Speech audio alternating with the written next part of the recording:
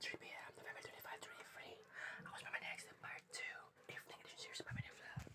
Kawasta.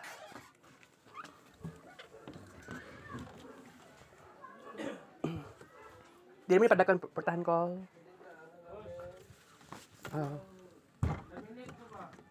Unahin ko muna ngayon, tapos bukas na yan ituloy kasi kailangan ko sa trabaho ngayon.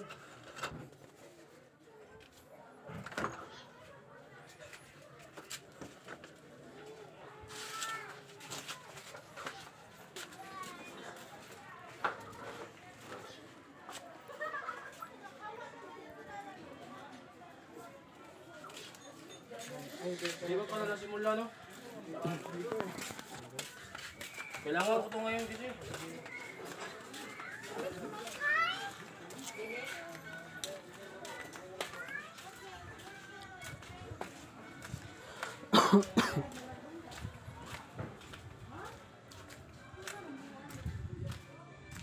Okay, kulat?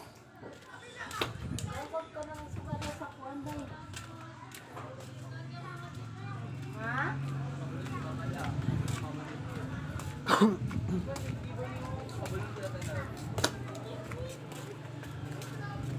Belum mama ni Yuni.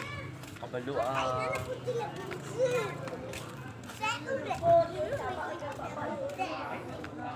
Eh, kasagdi, uy, yan sa bawat. wala ko nag-expect nga mag-brown out pa.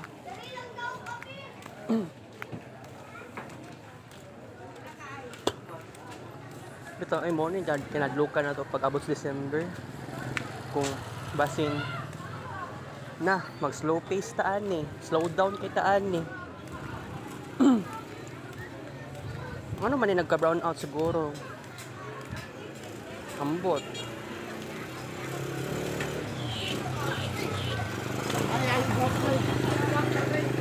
Mag-imagine ako sa reason nga nag brown out. Basin na ay nakuhan. Tungod sa kusog sa ulan, something naguba na kuan, poste.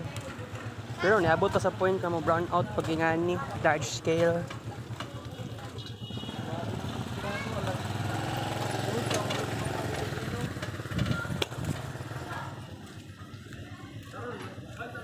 Gaya. Okay.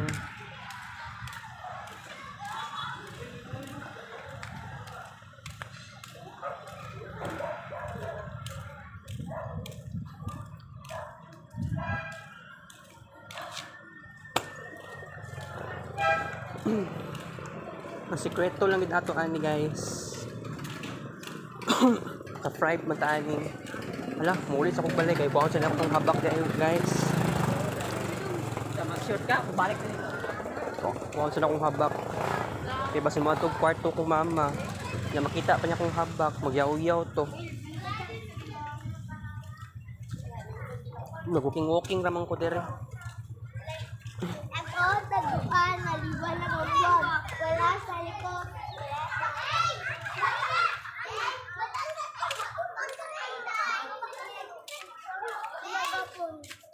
Hindi na ako yung padilaan.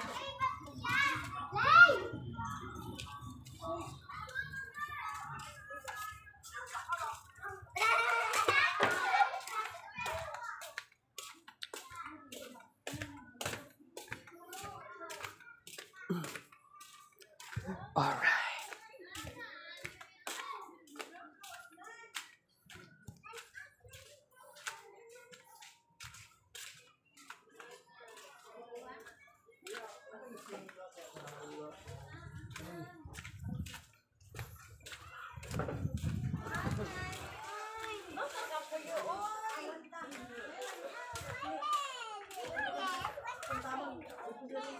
Abang po ninyo. Bal? Nagaw ka ba tinitita? Ano kay igang kay dari? Ha? Sana. Flashlight. Ano ba? Dagat mama. Cellphone. Saan ka gana siga? O, hinay lang ito. Tag 7,000 na yung cellphone ni mo ma. Bastos kang anak ka. Gawas ako ma, love you ma. Saan ka matubin? Manong kao na. Ayaw ba kayo? Dahil ako doon.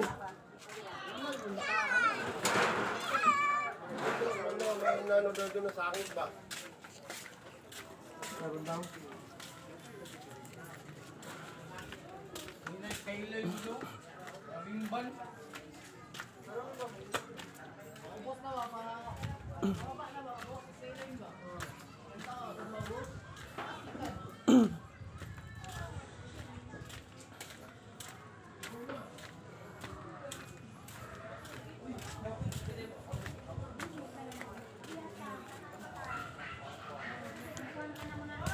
So yun, muli sa kumama ay 7:58 pa.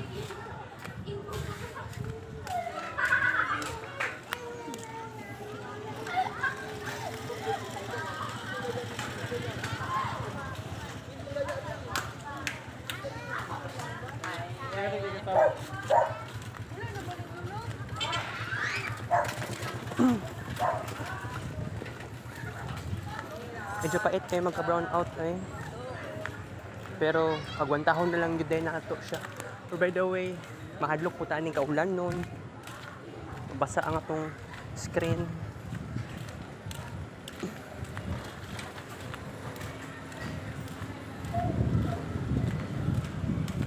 Baha may sa unahan ito.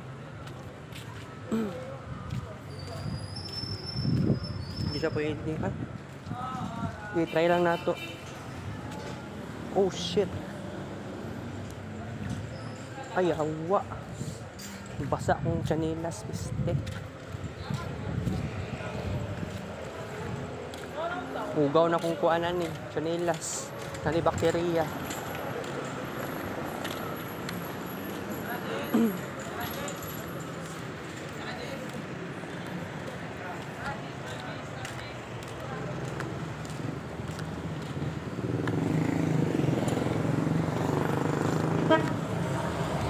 Exit Barangay 22 Darcy. Ano, balik ng... Oh shit, balik ng kurente. Sige, balik na lang po Yakult guys. Ibalik ng kurente, karon ra. Alright.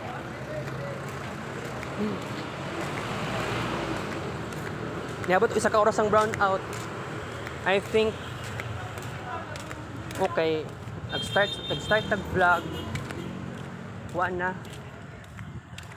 Minutes after nag-start ng brown out. Pero sige, sa karon kay magkuhaan sa ako. Palit sa ako Yakult guys. Kung aning may tabo karon, mag-advance po tayo mag-create og kids paint. Aning may tabo 3,000 plus. 3,000 plus ang i-create nato nga kids paint pictures para sa part 2 ani. Kumbaga natay advancement. Okay, kung sakaling sa sunod pag mag-brown out, okay lang naman na kung sakaling magpuno ang phone storage.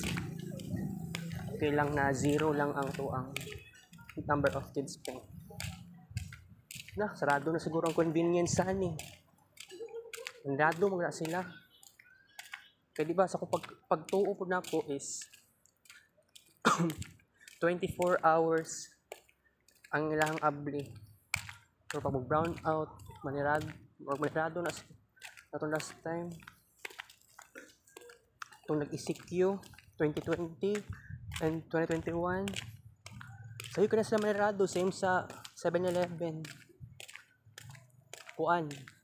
Nga ning orasa mga sa utso, manirado. Convenience. Pero by the way, kining tiil na ako.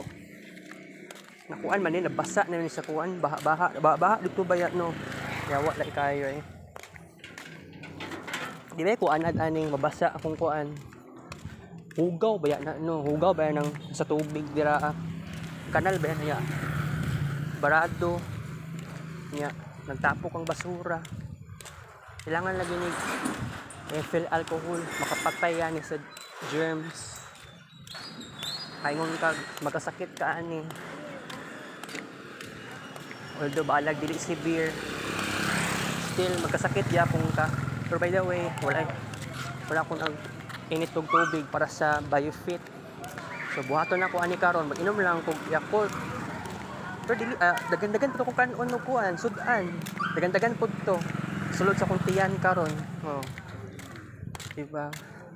Unya siguro guys, magkuan ko tanawon na ko Facebook page sa Double Light about sa brownout sa downtown. Ipangitaan na gud ako ning paraan. Mag-research ko.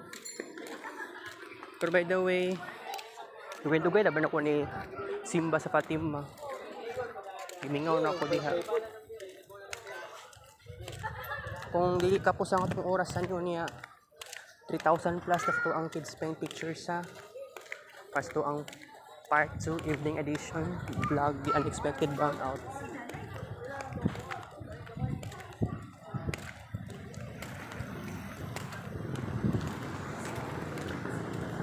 Isipon nimo naka sa 1st century AD walay kuryente sa imuhang panahon. Ay, upgrader. Weird. Kabay na komunidado sila karon. Sama? Amot daw langanin din sa gabi. Nakadagan sa mga tao dire.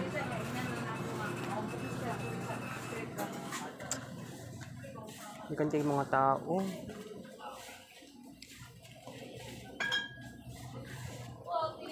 Dili ko dire eh. Muga ni daw. Kira mo kag kinon ko. Sag na kay bakit?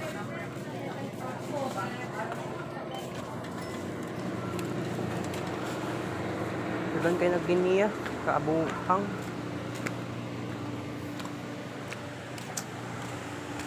Asa man eh.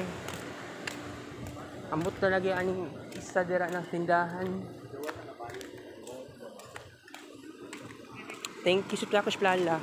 Yes, maka-reach siya later of 6,000 plus, I believe.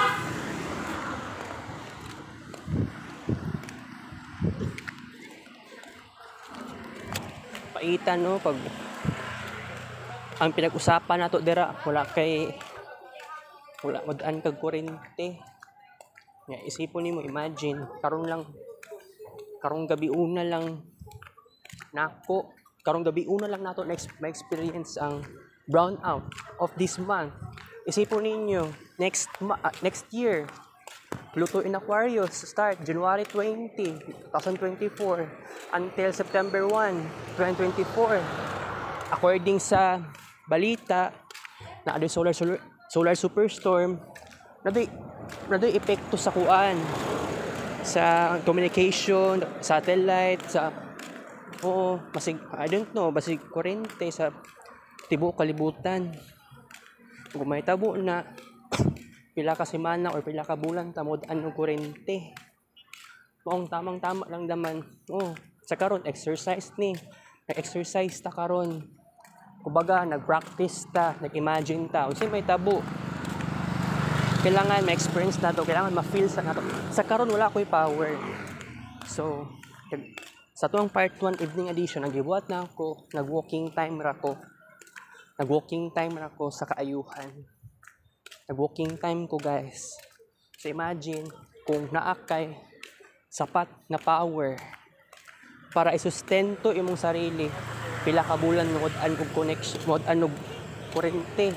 Pero imagine, atong naisuga kaganiya si pastor, di naman to kailangan sa tawag ato solar ba to tawag ato nga bulb or ingana siguro na. Imagine pila ka bulan ka mod anog connection, di ba? Imagine sad na nakaidaghan na bulb, nakaidaghan na kuan, cellphone. I don't know lagi sa cellphone na side. Pero isipon nimo guys, na akay pangarap na magkaroon ng daga na cellphone. Pero sure saan na to? Power bank siguro, no? Kailangan na itong power bank. From the word power, na-power na makacharge yung cellphone. Pero depende kung saka powerful ang power bank. So, kung ang pinag-usapan ito na kids paint na side, ano yung pinaka-importante? Kids paint na itong tibuok. Tibuok era na mod anog kurente tungod sa solar superstorm. Di ba? So, this is very interesting kung ma-experience na ginako ni next year. I don't know. I have no power as of now. Kailangan nato og massive power. Di ba? Nagkuhan jud na practice sa day ni kuan. Oh, ka brown out. Oh.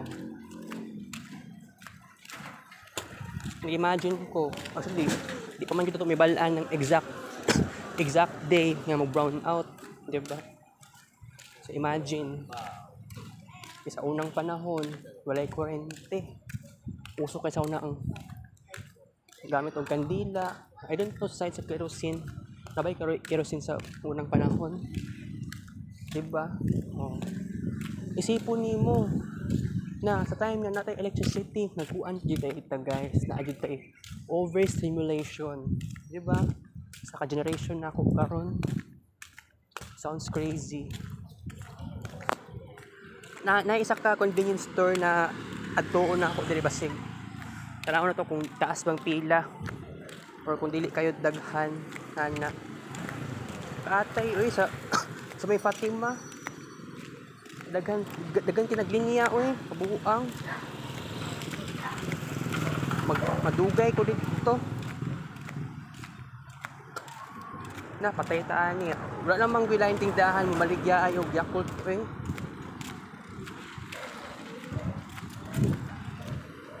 Wala akong expect na brown out pa. It's very crazy. May experience na ginako.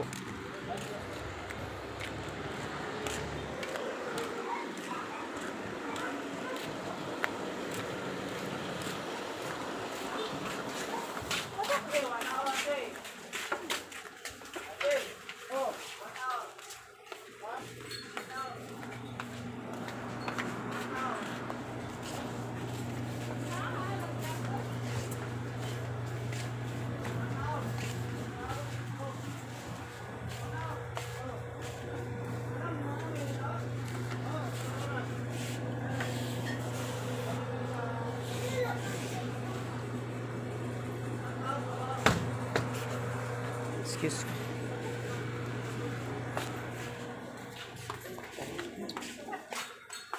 Lapin na, ma'am.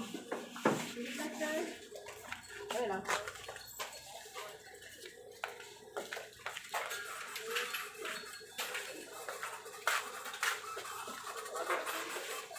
Ano lang? Ay, go.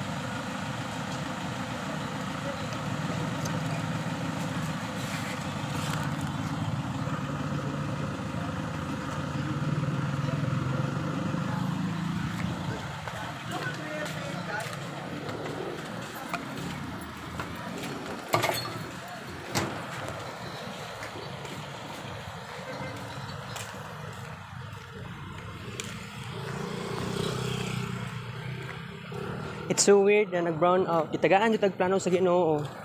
na kung gusto nimo i-survive ang 2024, you must have lots of connection.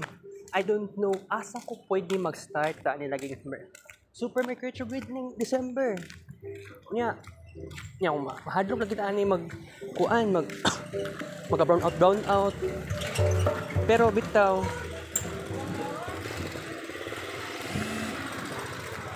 okay, 6,000 plus. Total broke sa photo night, November 25, 2023. Alright. Ang sekreto ni mo dira,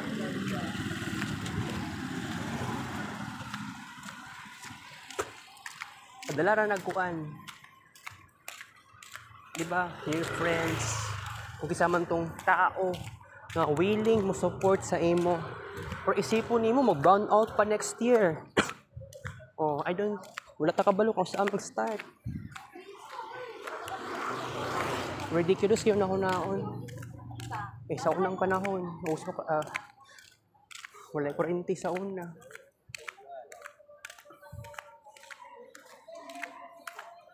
Simplistic lang kinabuhi sa unang panahon. Pero karon, we are so different.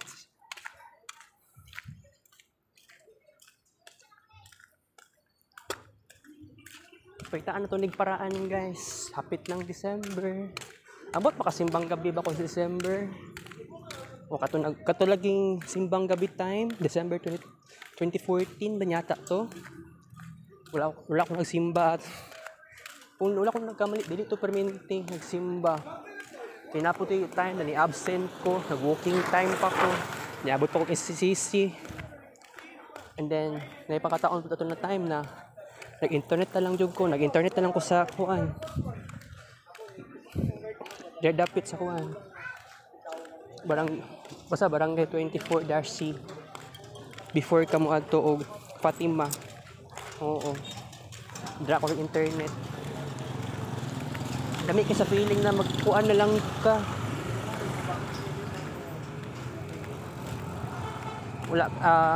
Dami ka sa feeling na igo na lang ka mag Twitter sa una. Nag-Twitter ko permanente sa una. Nag-Twitter ko. Twitter ang passion na ko sa una.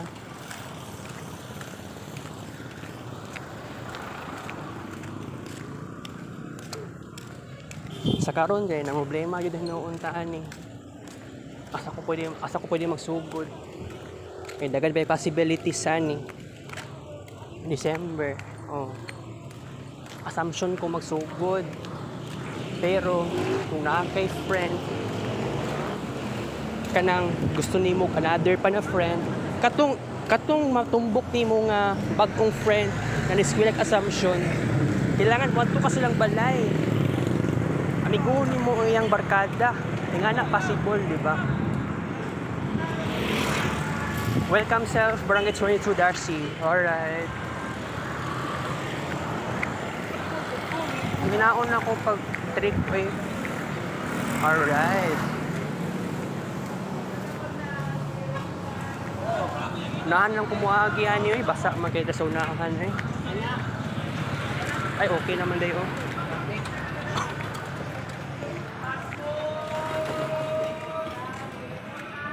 Dapat daan ako ni Agi oh.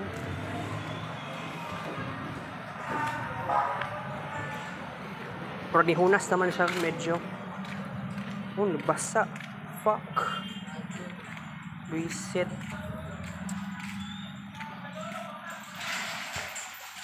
Sige lang, unya. Pag uli na ako balay, diretso na ako nigbutang og alcohol. Standby lang ta. Tapos sige video.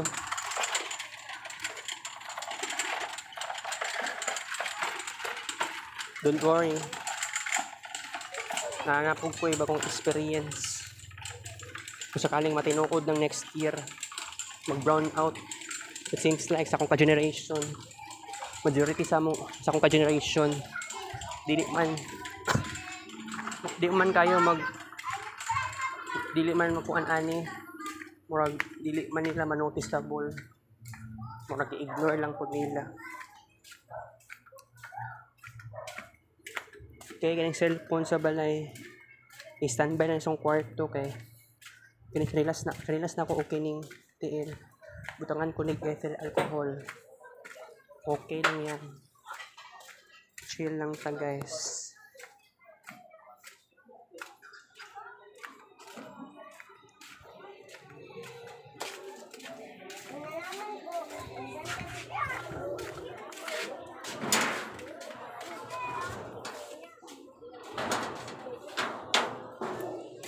Wait. Hi, Cole. Morning, Cole. What's up, madlang people? Di man ikaw, ma. Hi, Cole. Tagay.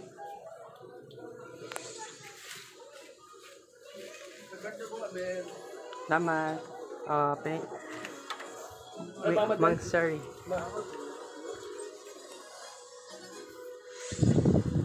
Pilipinong caregiver na higit isang buwang binihag ng Hamas. Dahil mula sa Pasay, nasa frontline ng balitang yan si Rainier Family. Rainier, paano raw nagkausap ang mag-asawa?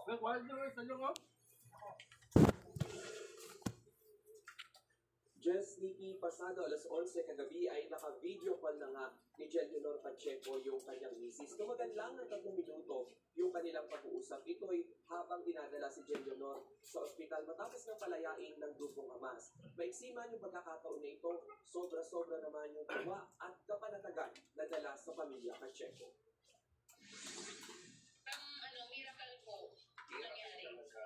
Pasado alas 7 ng umaga kanina ng eksklusibong tawagan ni Clarice Pacheco ng News 5 at si OWA Administrator Arnel Ignacio.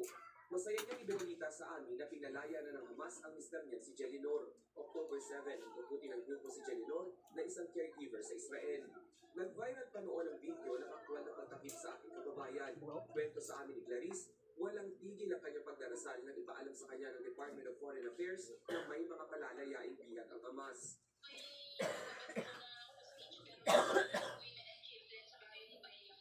Ano yan ba na? Anak. Anak ni Daphne. Oy! Kung ituring ni Clarice ang pagpapalaya sa kanyang mister. May pagkakataon nga raw na nawalan na siya ng pag-asang makikita pang buhay si Jennifer. Parang ubra ka Nang niya, oy! kuhanan sila ng example. Solar. Eh, dito sa Golden. Usa pa na. Ako na ako dito. Kaya pa to ka oras ang kuan. Tagal. Wow, siguro. What? Nagpadala na rin ikaw ng na larawan si mag-charge. Jennifer sa kanyang misis kanina umaga. Ha? Bukod kay Clarice, masaya rin ang ina ni Jennifer na makitang ligtas Sa ng order, kanyang sa anak. puta na. Nagpila po itong nga to, ma?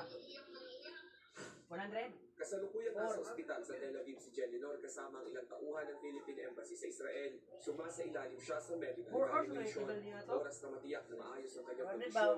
ba? Agad na siyang Ay, 6 inuwi hours ng lang? Pilipinas. Baluoy. Bukod sa tulong pinansyal at pangkabuhayan, nakaabang na rin ang Heroes Welcome para sa ating kababayan. Heroes welcome ng masayang-masaya. Nagpapaprepare na ako sa kanila para may contrast naman doon sa lahat na sinalubong natin ng iyakan tayo ng iyakan. Binigyang pugay naman ni Pangulong Bongbong Marcos ang mga kawani ng ating pamahalaan na tumulong para makalaya si Jenilor. Nagpasalamat din siya sa Qatari government na namagitan sa negosasyon ng Israel at Hamas. Puspusan pa rin daw ang paghahanap sa isa pa nating kababayan na si Loraline Babadilla. Hindi pa totoo kung hawak din siya ng mga Hamas. Kopya ko naman ang DFT na buhay ang Pinay. Kinakahanap natin sa ating mga kaibigan sa Qatar. Check talaga sa kanang contacts kung gusto talaga yung isa, no? Si Miss Loraline Babadilla. At kung gano'n kung sana'y masama na rin siya sa mga ipapalayang mga biyag. Bukod kay Jenilor, kasama rin sa pinalaya ng Hamas ang labitat ng Israeli at sa full-time nationals kahapon. Kapalat sila ng pagpapalaya ng Israel sa bakit o siyang mahawak nila ng Palestino. Baka walang dindag ng Hamas ngayong araw ang ikalawang batch ng mga bihag. Nikki, ongoing pa rin nga ngayon yung dialogo sa pagitan ng OWA at ng DFA para sa pagpapauwi ni Jenilor Pacheco at pagpapapunta naman dito ng kanyang pamilya sa Maynila. Sa uling informasyon na nakuha natin mula sa Israel ay maayos ang lagay ni Jenilor Pacheco. Jess Nikki. Maraming salamat, Angel Pam. Ikalawang araw na ng pansamantalang tigil puntukan ng Israel at Hamas. Inaasahan si Ian Smith. Masayang sinalubong ng mga Israeli ang helicopter sa kaya mga pinalayang bihag ng militanteng grupong Hamas kagabi. 13 Israeli Unya na pumugas ma kana gibuhat dire. ng babae ang pinakawalan ng Hamas nitong Biyernes. May ilang bata rin na nasa edad 2 hanggang 9 na taong gulang. Ito ang kauna-unahang pagpapakawala ng mga bihag ng Hamas. 49 na araw ang nakalipas matapos lusubin ng grupo ang Israel.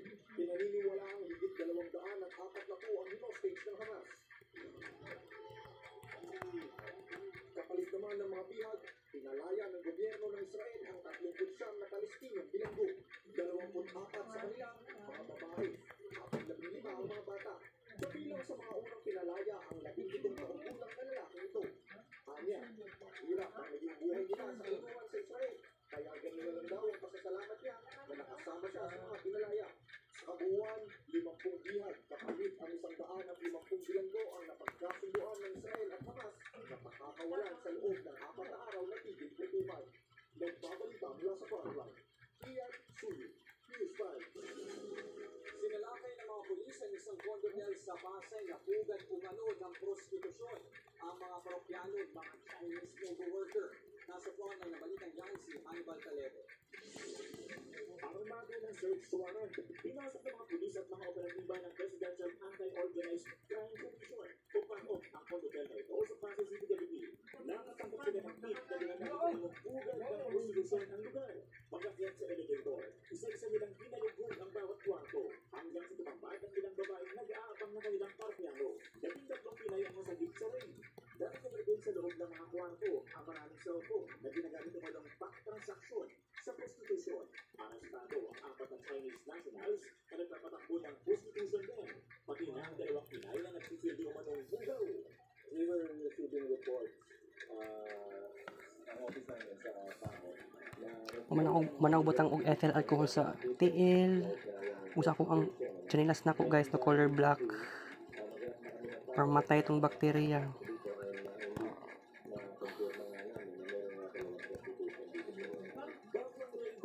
nakakuha ng otoridad ng screenshots ng chat group ng umanong prostitution din. Natuntun din nila ang mga website kung saan nakadisplay ang litrato ng mga binibentang babae. Ayon sa Cybercrime Investigation and Coordinating Center, mga Chinese na nagtatrabaho sa mga pogo ang karaniwang parokyang dito. Nag-discover rin daw ng mga otoridad ang mga text blast na nagagaling sa Mirai na Pondo din. Kaya agad-dinay itong natin. The amount of text blast coming from this case, masyadong marami. That's why there was great interest in looking at the area. Isa sa ilalim din sa investigasyon ng panguluhan ng naturang Condotel, kumikailangan sila sa talamak na prostitusyon. Nagbabalita mula sa frontline. Hannibal Calero, News 5. Nagulot ng malawakang pagbaha ang walang tigil na pagulan ngayong araw sa ilang bayan sa Quezon at Oriental Mindoro. Nasa frontline na balitang yan si Gary Gabriel. Ayan na natin na nagbibigay ng tulong. Malakas na ba ang bumulugan ng mga residente ng barangay sa Anlas na sa bagong tumulong sa Quezon? Pasado na sa ng mga umaga. Nagsulat dito ang naglalang ba? Pinasok din ng bahay ang ilang bahay. Sa bahay ng gubata, kaya na palang dumaan ang mga motorista dahil sa mataas ng isahan. Pagkong pagbaharin na naranasan sa barangay Tagpakin sa Timodan. Sa lakas ng pag-agos ng baha, bumisbog nila ang kanilang barangay rescue team para malang sa mga kumakawin na residente. Ay sa upload ng video, tumagal ang bahay ng pasada kasi nilang sa ulat ng PBRN o Quezon, lapit ng lugar sa bahay ang Timodan ng ginahangin ng araw. Basta walang tigil na pagbilang, kasalukuyan pang ginaalam ng PBRN o kapag mga sa ginahangin hindi ka. Dalawang ang bahay na naranasan ngayong araw sa ilang lugar sa Oriental Mindoro, yan sa holding nito sa Dawan. Hirap mo dumaan ang mga kasakyan dahil sa mga at national record, sinibang ang panggunin ng baha pero tumilig din. Ang sa pag-asa, Golden Survey, yung masasalubong ng hangin sa pagtubag lungsod ng mga pag-ulan na naranasan sa Quezon at sa Oriental Mindoro. Patuloy na pagkikinig ang pagkukuha sa mga pagbaha at posibleng magbuo ng lupa tulad ng matinding pag-ulan na magpapatuloy pa sa mga susunod na araw. Nagbabalita mula sa frontline, Gary Gabriel, News 5.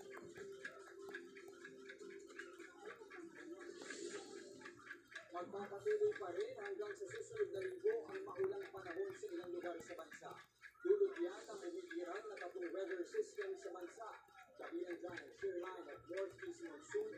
paghinga. Magpapaulan din ang easterlies o yung makinit na hangin mula sa dagat Pasipiko. Dahil sa shoreline, uulanin pa rin ang Quezon, Laguna at Bicol region, pati na rin ang Aurora, Isabela at Cagayan. Mahigit ang ulan naman ang mararanasan sa Ilocos region at sa Cordillera Administrative region. Magandaan din ang posibleng pagulan sa natitirang bahagi ng bansa, lungsod ng easterlies at ang localized thunderstorms. Isang lola ang naman ng bato matapos mag-crack sa nasunog ng bahay sa Candelaria, Quezon. Ayon sa Candelaria Fire Station, hindi nakalabas ng kwarto ang mga biktima na sumigla ng sunog dahil may grills o bakal na harang ang bintana ng bahay. Suffocation dahil sa usok ang nakikitang dahilan sa pagkamatay ng 6 na biktima. Sugatan naman ng dalawang pangilang kaanak. Tumagal ng halos 2 oras ang sunog na sumiglap kanilang madaling araw. Faulty electrical wiring at posibleng na nagpinagulan ng patay. Susunod sa huli sa CCTV, tindahan ng mga ala sa Cebu City, nilimas ng mga armadong kawatan. Jeep na puno ng mga estudyante bumangga sa poste sa Cavite.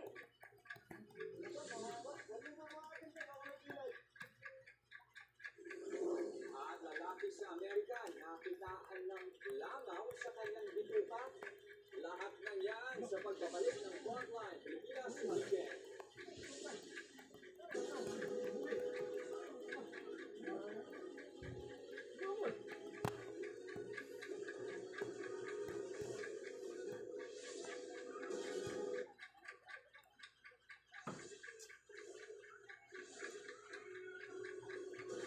Sabuhin sa video kung paano nilimas ng 4 na armadong kawatan ang mga alahas sa isang jewelry store sa Cebu. Aabot sa 3 milyong pisong halaga ng mga alahas ang kanilang natanan. Nasa Frontline na balitan yan si John Aroa. Kuha ang CCTV na ito sa isang jewelry store sa Cebu City alas 9 kaninang umaga. Isang lalaki ang naunang pumasok at biglang pinalugod ang security guard. Sumunod sa kanya ang 2 pang lalaki. Isa sa kanila may dalang mahabang baril. Nagdeklara sila ng hold up. Ang mga empleyado ng tindahan ng alahas napaluhod na din sa takot habang ang isang customer tumakbo palabas. Ang isa sa mga offer umakyat sa stante, nilimas ng mga kawatan ang mga mamahaling alahas. Isa-isa nilang binuksan ang cabinet, sabay abot sa kasamaang may hawak ng malaking bag. Sa isa pang kuha ng CCTV, makikita ang 2 armadong lalaki ang nagsilbing lookout sa labas ng tindahan. Wala namang kamalay-malay ang mga taong dumadaan na may nangyayari na palang nakawan sa loob ng jewelry store. Kahit ang mga security guard sa kabilang tindahan, hindi pansin ang nakawan. Tumagala ng higit 1 minuto ang panduloob. Agad tumakas ang mga kawatan, tangali ang mga alahas at natayang nagkakahalaga ng 2 hanggang 3 milyong piso. Hindi kung meron ba silang ginamit dito sa kabilang kabilang umaga. Kasi yung makikita namin sa CCTV dito, apat na sabi sigurado sila na hindi pa matutol ng mga otoridad ang pagkakakilanlan ng 4 na hold-upper na nakasuot ng sombrero at mask. Nagkasana ng Partners of Operation ang Cebu City Police lahat sa mga kawatan. Nagkakalitan mula sa Frontline, General Waka, News 5. Sumaykot sa poste ang isang jeep sa Banza, Cavite na puro estudyante ang sakay. Ang driver nakipagkarera umano kaya ng disgrasya. Nasa Frontline ng balitang yan si Justin Punsala.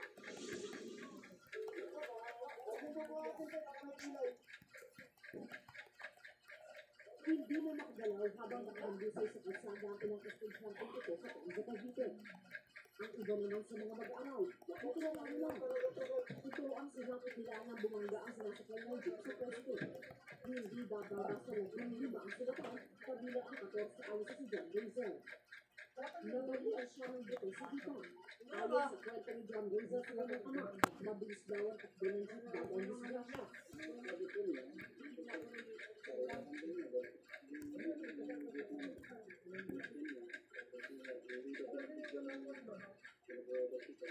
Pero iba naman ang sinasabi ng tsuper na sinasalito Arbulante Jr. sa mga otoridad.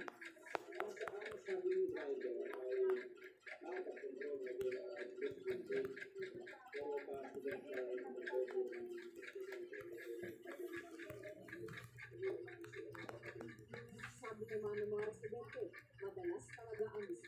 7 at Taguig. Katunayan, 2 hanggang 3 aksidente raw ang itaklaro kada buwan. Kung madalas po dito ma'am, normal na po ang aksidente sa lugar na to. Kasi dito sa unahan, sa pinagdali ng Teresi, nagpikpik kasi yung mga sasakyan dyan, medyo masikip yung lugar. Pagdating sa lugar na to, naging open siya. So, dito po bubuelo yung mga sasakyan.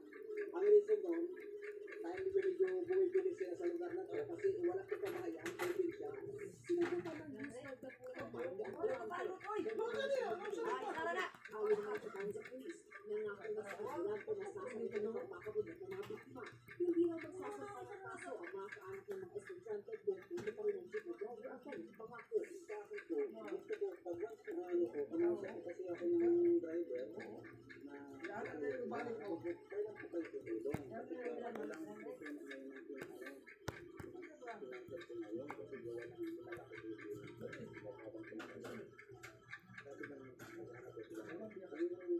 gusto ko lang po, yung mga subsidy sila, na magbigay sila ng mga tao.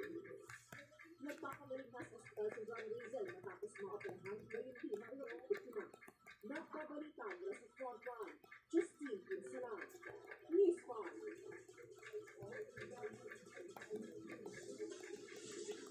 Sa ikatlong sunod na season, maglalaro sa finals ng UAAP Men's Basketball ang UP Fighting Maroons. Live mula sa Smart Araneta Coliseum sa Quezon City. Nasa front ay nakalitan niya si Marty Bautista. Marty, paano ba yan? Nanalo kayo ng eliminations, pero mukhang nanalo ngayong semis ang mas magaling na kampo sa kategorya.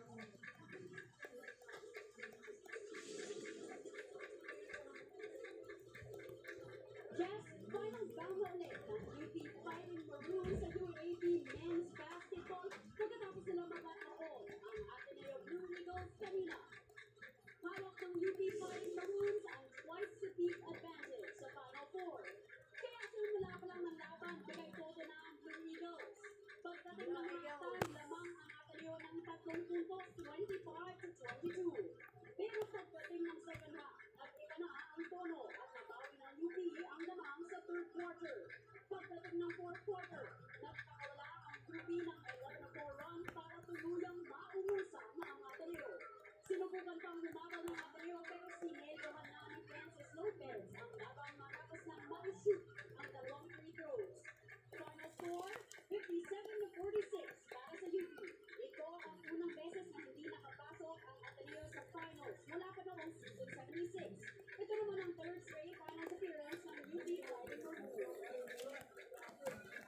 Desmond Bishop na ang laban ng second-seeded DLSU Green Archers kontra third-seeded LU Bulldogs. Kasalukuyang hawak din ng DLSU Green Archers ang twice-a-week advantage. Yes? Bigyan pa rin sa atin ngayon, pero siyempre, congrats sa iyo. Maraming salamat, Marty Bautista. Susunod, langaw, paano kaya nakapasok sa buktipan ng isang lalaki sa Amerika?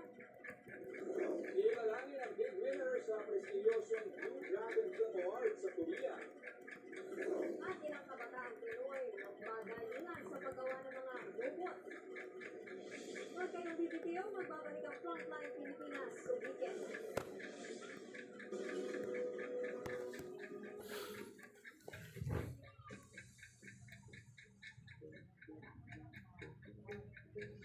Pasintabi mo sa mga nagkakapunan, nakitaan ng langaw ang loob ng bituga ng isang lalaki sa Missouri sa Amerika. Buong-buo pa ang langaw na nakadikit sa bituga ng 63 years old na pasyente. Palaki sila mga doktor kung paano nakita ang insekto sa loob ng kanyang bituga. Dapat daw kasi naluso na ito ng asin sa sigmura pa lang. Pero umabot pa ito hanggang sa gitna ng bituga. Wala naman daw naramdamang kakaiba ang lalaki bago ang kanyang colonoscopy. Galing din siya sa fasting, kaya puro tubig lang ang laman ng kanyang tiyan. Mahalagang makawalan sa kapayapaan.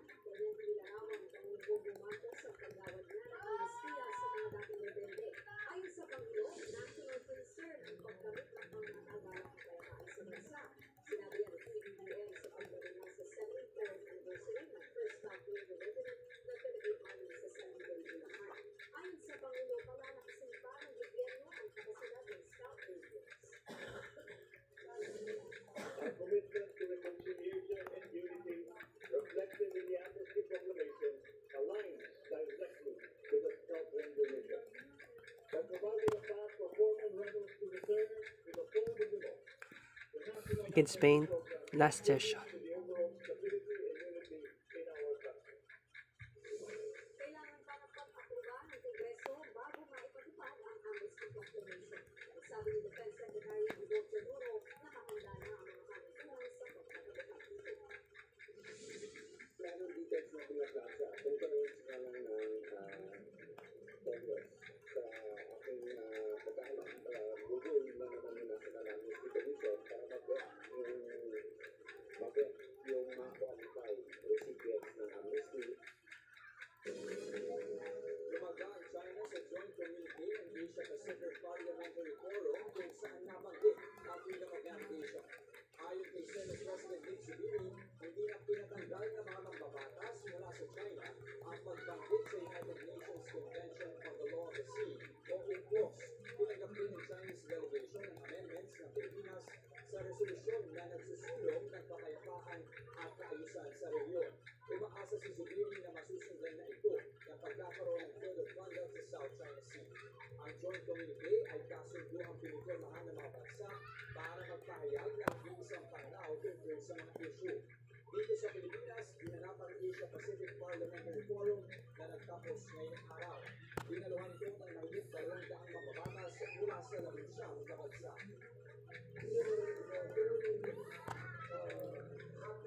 Alright, 3,120. To the Markets Pen Pictures, Part 2, Evening Edition Series.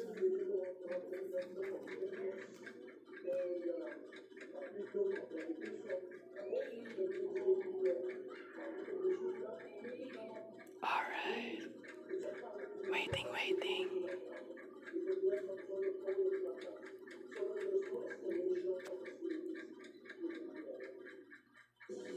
Hindi pa huli ang mga kabataang Pinoy sa husay sa paggawa ng mga robot, pero panawagan din sa kanila sa pagsusuporta mula sa gobyerno. Nasa frontline na balita niya si Bea Luismi.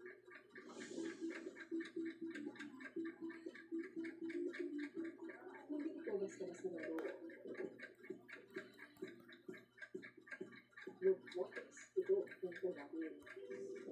Dito sa Pilipinas, ang demand sa industrial robots ay patuloy na tumataas sa pag-usbong ng manufacturing sector at patuloy pa ito uusbong hanggang 2028. Ayon kay Dr. Teresa Bermudez, Director ng Puripac Philippines, kaya ng talagang ng Pinoy na nakipagsipayan sa buong mundo sa nangyari ng science and technology.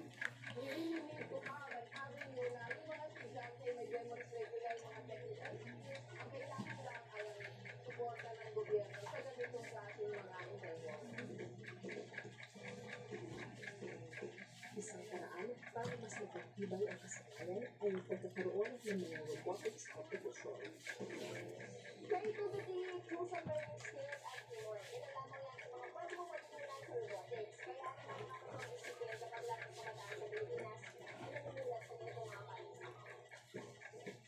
Ang grupo ng Public Safety National High School ng Kalinga, pagkul sa oras at puso ng itinutunan para makalabot sa third National Theater Robotics Competition, kailangan din ang pinansyal na suporta ng kanilang lokal na pamahalaan. Importance ng mga event na ganito. Nasa humigit kumulang 300,000 pesos kasi ang robotics kit sa kategoryang sinabi nila. One thing to, even though we from the province, we can still win modern competitions like this. Not only competitions, traditional, but also modernized competitions.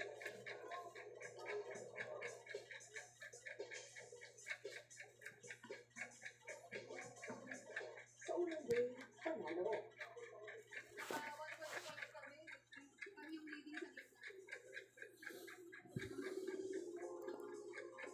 Sa ikalawang laro, upang mahirapan si Commission Felix sa Sport.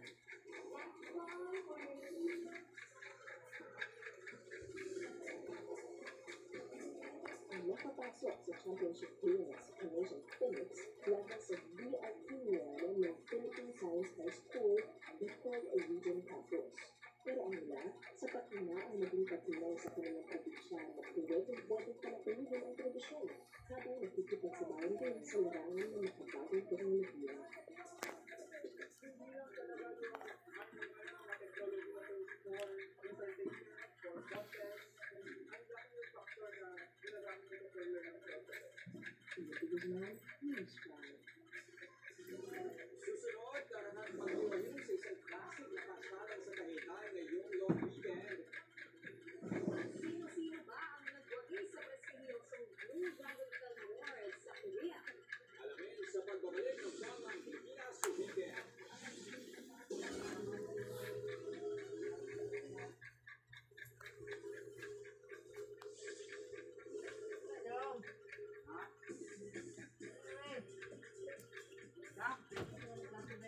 Taut-taut na ma!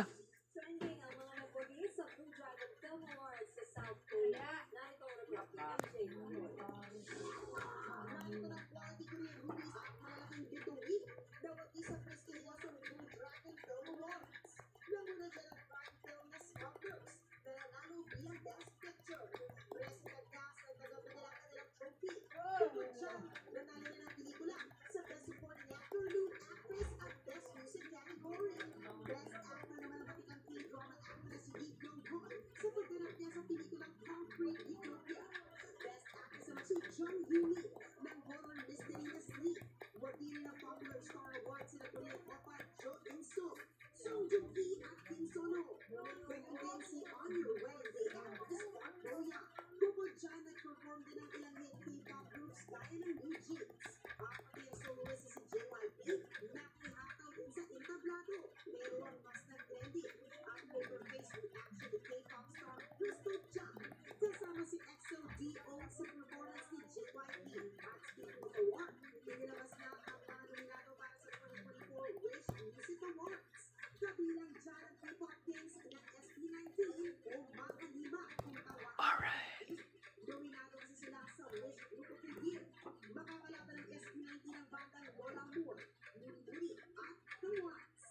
Nominado naman sa Wish Artist of the Year sila Clara Bennett, Flo G, Siddhartha at TJ Monterde. 3 points naman para kay Ken Bauer, Star Ben Mandano. Nominado sa Contemporary Folk Performance Artist of the Year. Bakit sa of the Year at Breakthrough Artist of the Year. Nagbabalita mula sa Frontline, Gemma Terry, New Star.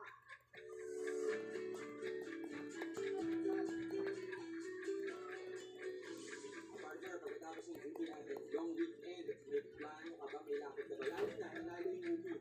Kailangan mag-celebrate. Partner, masaya ako para sa school natin, pero sa traffic ngayon, taong bahay tayo. Pero sa mga hirapan pang mag-decide, huwag na kayo mag-overthink kasi dyan lang ang Tagaytay na pinakailang simoy ng Kapaskuhan. Ipapasal tayo dyan live ni Elaine Fulgencio. Elaine, kamusta naman ang weather dyan?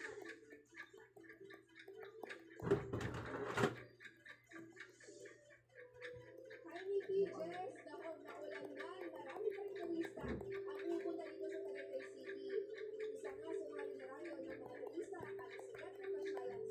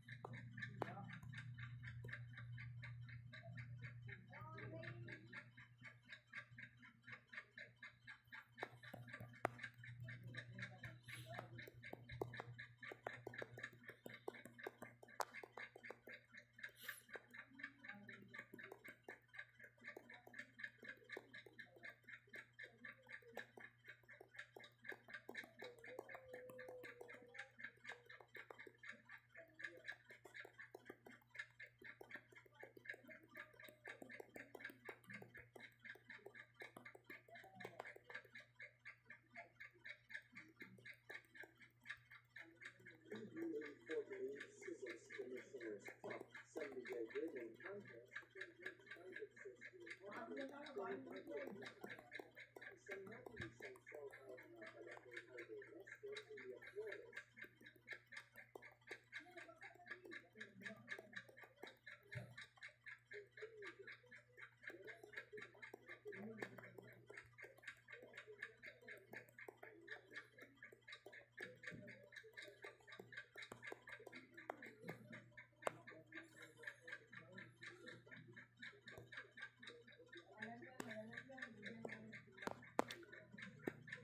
Last session. Last session.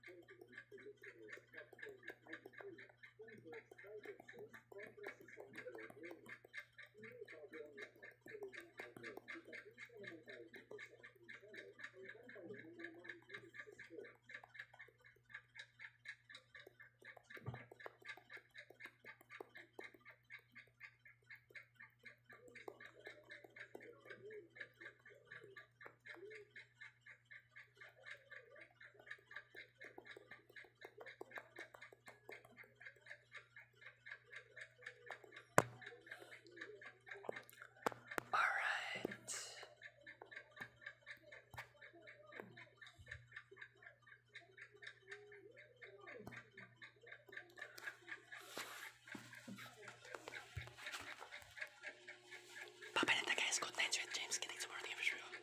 8:51 p.m. Happy Saturday, happy weekend, adios.